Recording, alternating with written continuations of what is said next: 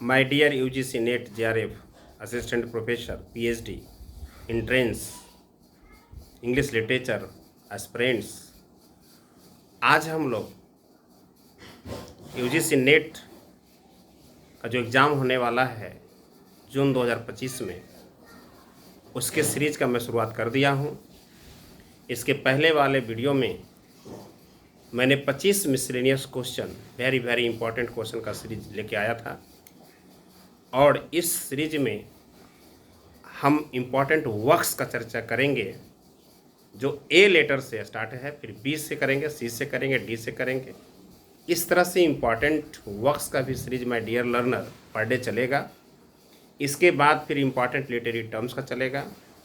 इसके बाद फिर जो है आपका प्रीवियस ईयर क्वेश्चन का चलेगा, और फिर पांचवा जो रहेगा वो बेसिक क्वेश्चंस के सीरीज रहेंगे, जिसमें बहुत सिंपल क्वेश्चन रहेंगे।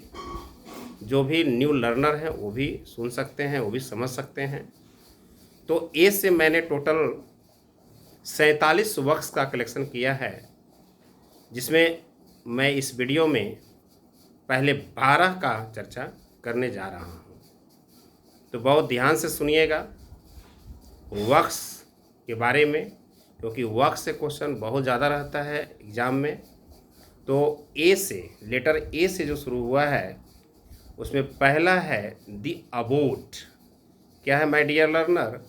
दी अबोट, ABBOT। ये क्या है? अ नोवेल है बाय सर वाल्टर स्कॉट के द्वारा। क्या है? दी अबोट जो है a novel by sir Walter Scott के द्वारा है, जो पब्लिश्ड हुआ था 1820 में, 1820 में ये पब्लिश्ड हुआ है। दूसरा है एबेट भोगलर, ABTVOGLER, एबेट भोगलर। ये क्या है? ए poem by Robert browning. Robert browning के द्वारा लिखा गया क्या है माय डियर लर्नर? एक पोयम है इन विच भोगलर इज म्यूजिशियन, जिसमें जो भोगलर होता है वो क्या है? म्यूजिशियन रहता है। तीसरा very important work, Absalom and Achitophel. क्या है my dear learner? Absalom and Achitophel. ये क्या है?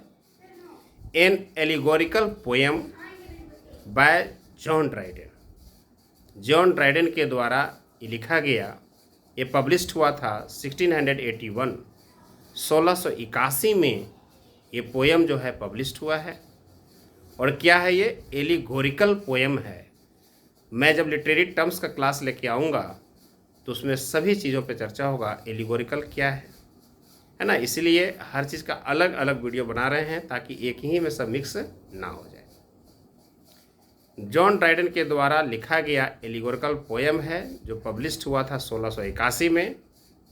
इन 1682 और 1682 में ये सेकंड पार्ट अपीयर्ड। इसका सेकंड पार्ट भी आया, mainly written by नहम TET.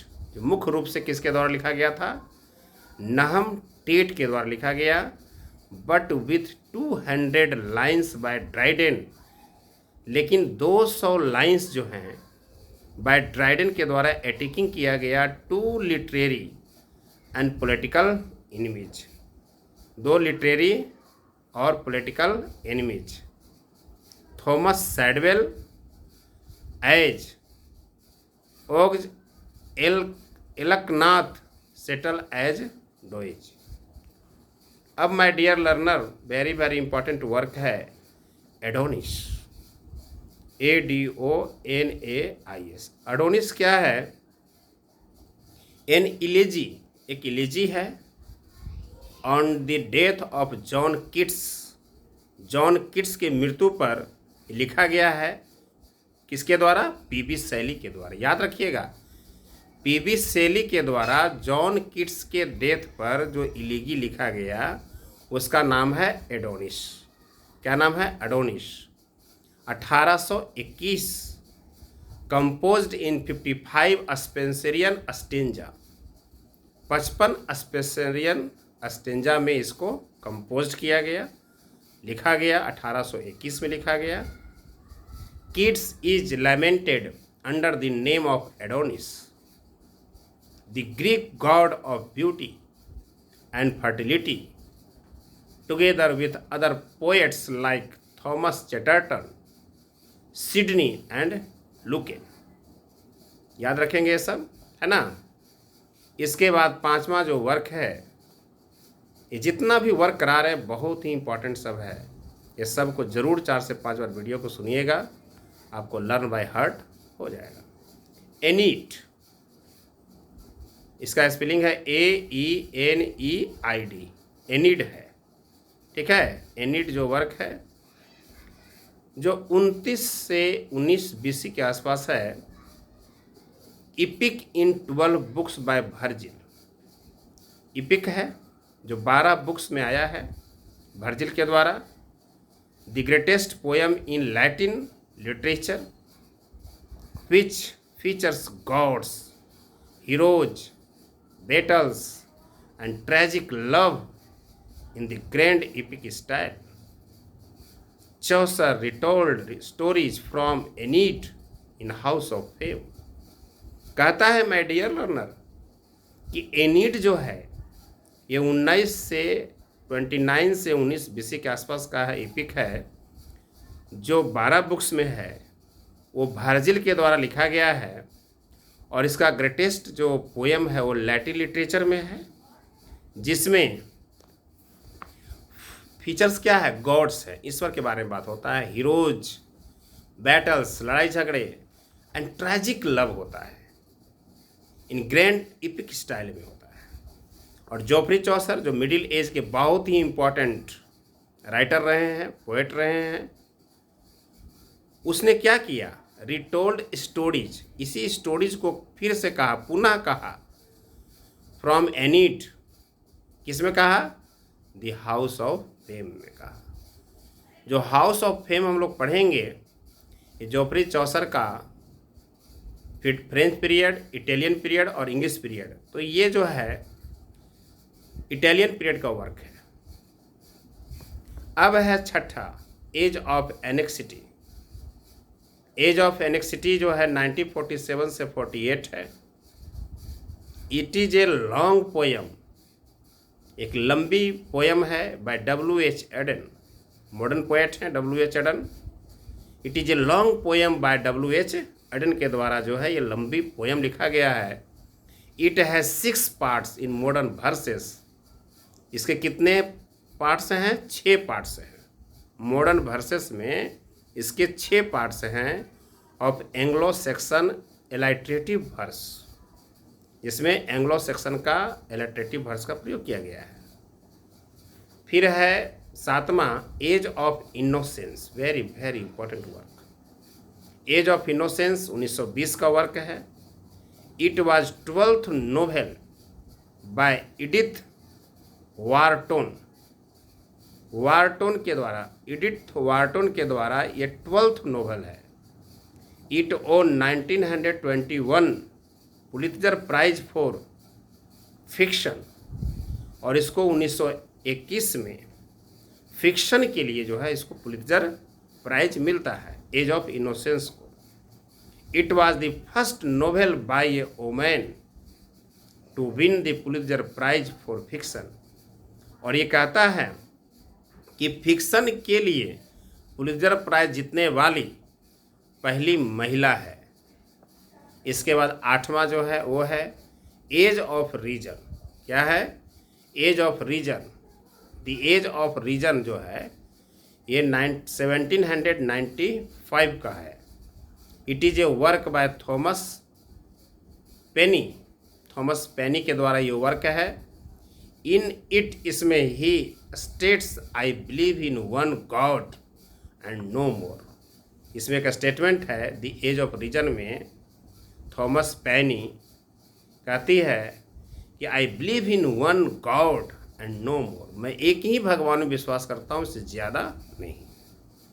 It was a pamphlet advocating deism.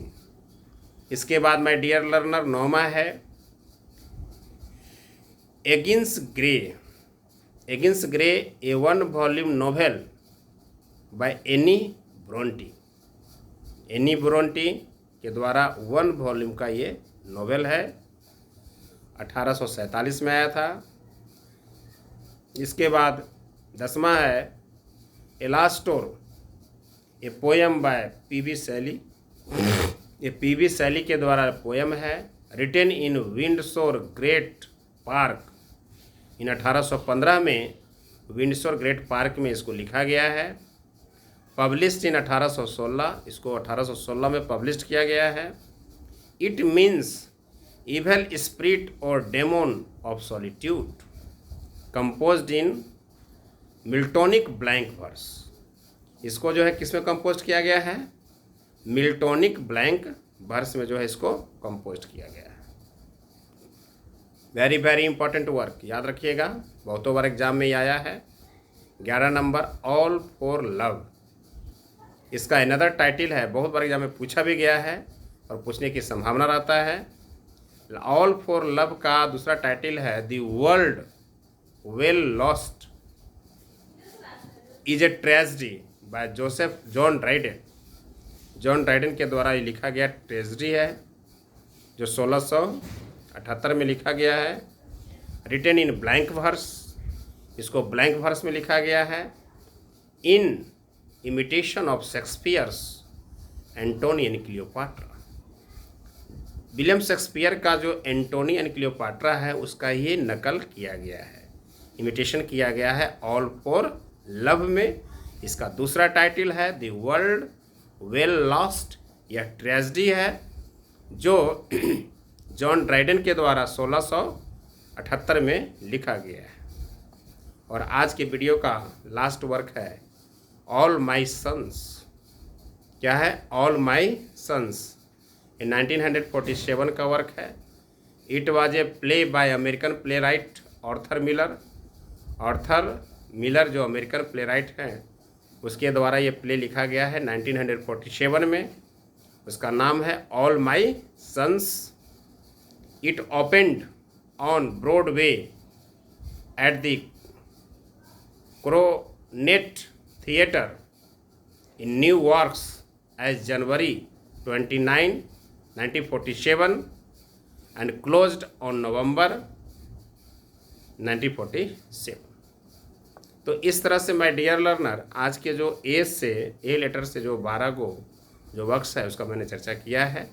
इसके बाद नेक्स्ट ए से 12 का चर्चा करेंगे। इसमें कुल जो है 47 वर्क्स का चर्चा करेंगे ए से, उसका फिर बी सी इस तरह से चलता रहेगा।